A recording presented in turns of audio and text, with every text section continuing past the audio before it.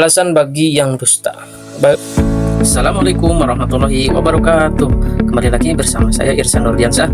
Kita akan membahas tentang Quran Surat At-Tin dan subtema pesan-pesan pokok di dalam Quran Surat At-Tin.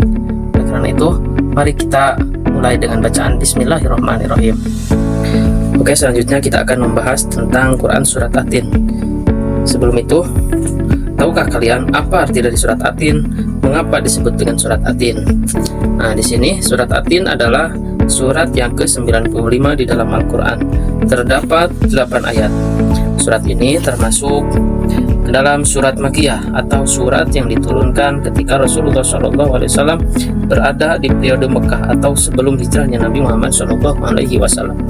Para ulama menamai surat ini dengan At-Tin atau Wa'atin.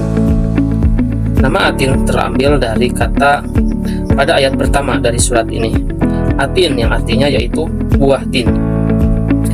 Tahukah kalian apa pesan-pesan pokok surat At-Tin tersebut? Mengapa surat ini diawali dengan sumpah atas nama buah tin atau zaitun, bukan yang lain? Mengapa Allah Subhanahu wa Ta'ala menjadikan manusia dalam bentuk yang sebaik-baiknya? Sebutkan apa saja kelebihan manusia dibanding manusia. Walaupun sempurna, mengapa manusia bisa terjerumus ke tempat yang serendah-rendahnya? Adapun pesan-pesan pokok dari surat At-Tin tersebut. Yang pertama, manusia diciptakan dalam bentuk yang sebaik-baiknya. Sejelek-jeleknya manusia di hadapan Allah Subhanahu wa Ta'ala adalah orang yang tidak beriman dan mendustakan hari akhir. Hal yang menjadi pokok kemuliaan manusia adalah iman, takwa, dan amalnya.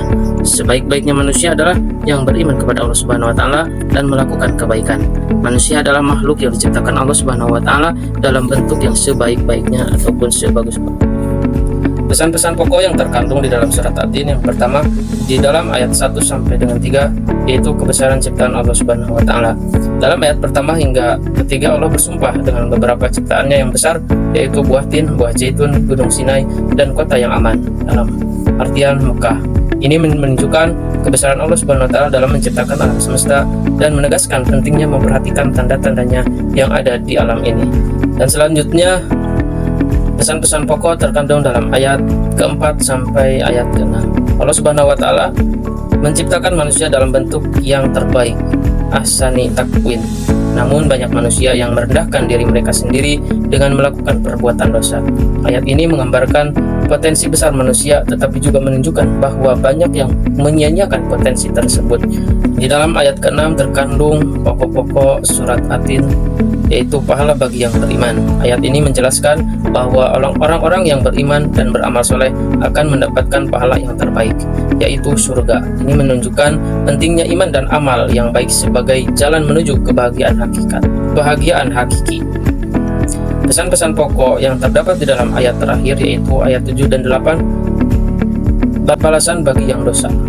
Sebaliknya, bagi orang-orang yang kafir dan melakukan keburukan, mereka akan mendapatkan balasan yang buruk di akhirat, berupa neraka, yaitu ayat ini menegaskan adanya konsekuensi bagi perbuatan manusia di dunia dan di akhirat. Surat At-Tin mengandung pelajaran tentang pentingnya mengenal dan mensyukuri ciptaan Allah, mengembangkan potensi diri sesuai dengan fitrah yang baik, serta mengingatkan akan akibat dari amal perbuatan di akhirat. Mungkin materi tentang pesan-pesan pokok Quran Surat At-Tin dicukupkan sekian, mudah-mudahan ada manfaatnya. Terima kasih. Assalamualaikum warahmatullahi wabarakatuh.